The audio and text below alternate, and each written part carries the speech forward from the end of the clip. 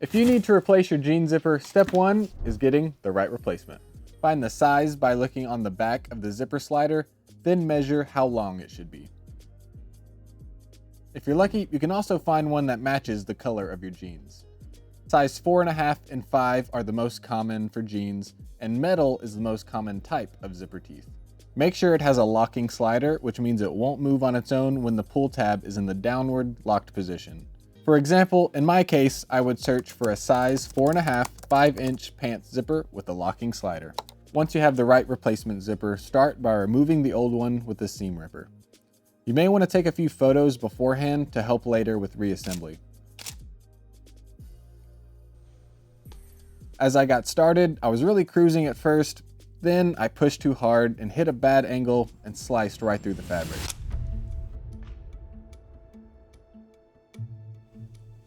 Shoot, that is in a bad spot. That goes to show that sewing clothes isn't my specialty. But on the bright side, that means I can explain things in a way a layperson like me can understand. As I work through the rest of the stitches, I want to define some of the parts of the zipper assembly and some of the terms I'll use during the video. On the button side of the fly, the layers go like this. Pant leg over the zipper, which is over the fly shield. The fly shield is a folded piece of fabric that protects you from getting pinched. On the opposite side, the layers are pant leg over the fly facing, then the zipper. The fly facing is different from the shield because it's typically just one layer. Its purpose is to add structure. After my seam ripping mistake, I took my time with the rest of the zipper. Besides taking your time, my only other notes for seam ripping are be aware of bar tacks at the bottom and try not to ruin any overlock seams like I did. After removing the old zipper, I had some cleanup to do before installing the new one. I ironed the ripped section flat, made a patch from a similar colored fabric, and pinned it in place on the backside of the denim. I'm doing a process called reinforced darning, which is repairing a hole by sewing new threads over the damaged area while backing it with a patch for extra strength. I switched to a very short zigzag stitch and sewed over every area of the patch. This isn't the prettiest repair, but I think there's a chance this section will be covered by the fly at the end. Fingers crossed.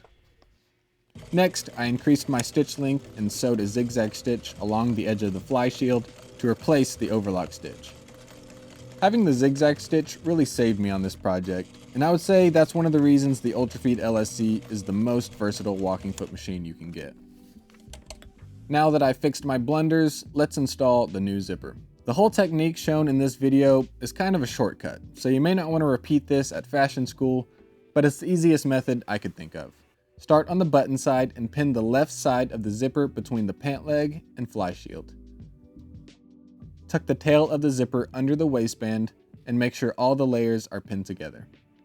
This may be a good time to refer to the pictures you took to double check spacing, such as the distance between the pant leg and the zipper teeth.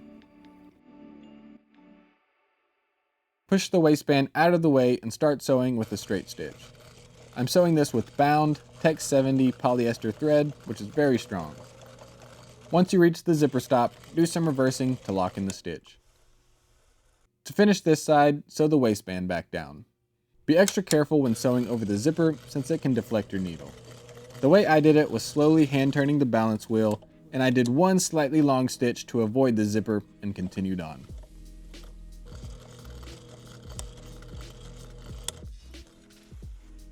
Before sewing the other side of the zipper, pin the fly shield out of the way. Then button the pants, make sure the zipper is fully zipped, and flatten out the entire assembly. Carefully pin the right side of the zipper to the pants in this position.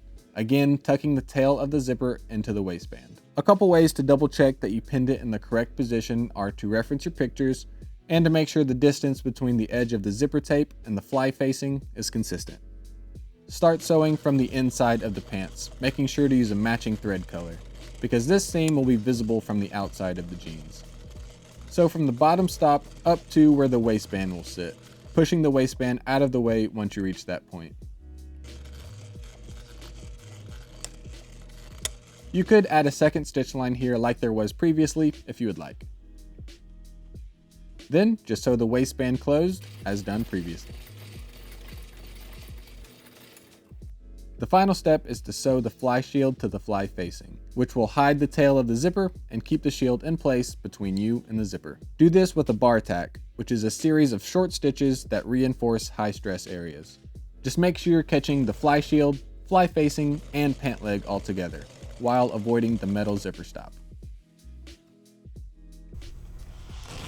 And there you have it. These pants are ready to go back in the rotation. I think this repair looks pretty clean thanks to the matching thread color, and luckily the fly covers the damage I created just about perfectly. I hope this explanation and tutorial was helpful for you. If so, hit that like button and subscribe for more sewing tips and projects. I'll also link our full playlist of zipper tips and tricks for you to watch next. It's got some pretty useful information in there. Anyways, thanks for watching. See you in the next video.